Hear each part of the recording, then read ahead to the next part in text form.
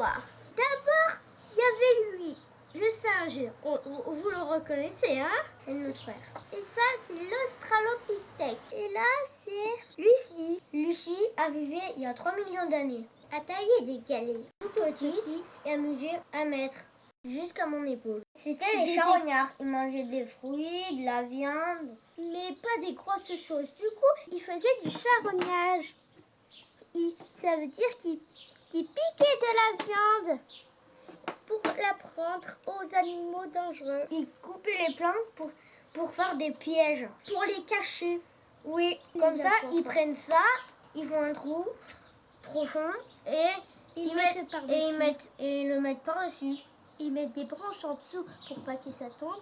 Et après, ils mettent des feuilles. Et après dès qu'un gros animal fonce vers le piège, il tombe et après il le tue. Le mammouth se fait toujours avoir. Ouais, et surtout qu'il est très gros et des branches ne résistent pas longtemps hein, avec un poids de mammouth. Et du coup, ça s'écraserait et du coup, il pourrait le tuer facilement. Et surtout, les bébés mammouths... Ils seront vraiment à voir. Mais est-ce que c'était surtout le mammouth qu'ils mangeaient à l'époque? Non, ils mangeaient aussi des poissons et aussi des fruits. Mais ils avaient des cannes à pêche? Il n'y avait pas de canne à pêche. Il faut juste prendre du bambou et accrocher un tendon de cerf ou de bison. Ouais, c'est comme ça qu'ils faisaient.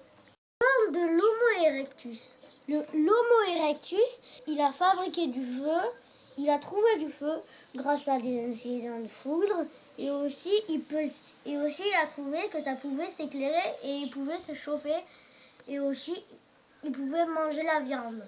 Il a cuire. Du coup, il se met sur ses 2 pattes. Il peut se balader partout dans le monde. Dans l'Afrique, dans l'Amérique, en Asie, au Moyen-Orient et en Europe. On a trouvé l'homme de Totavel, pas très loin de chez nous. Parlons de l'homme de Néandertal. Ce n'est pas un sauvage, non. C'est lui qui commence à enterrer ses morts et donner des offrandes, comme par exemple des pierres brillantes, comme ceci. Il est trouvé dans les grottes ou quand il creusait dans les terriers. Il vivait dans des cavernes, dans des grottes ou dans des cabanes de bois. Plus tard, voici l'homme de Cro-Magnon. Il mangeait du cerf, du bison, du mammouth, du sanglier et aussi de l'ours et du cheval. Il se servait du cheval pour faire des pinceaux, du crin de cheval. Après de ces pinceaux, il faisait des belles peintures dans des grottes, sur des murs.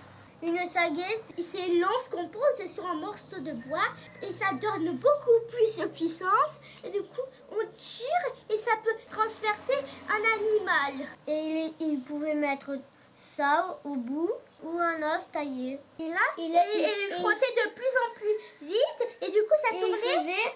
Et ça faisait une flamme sur une planche de bois et du coup, il faisait du feu. C'est comme un grand briquet. Au revoir.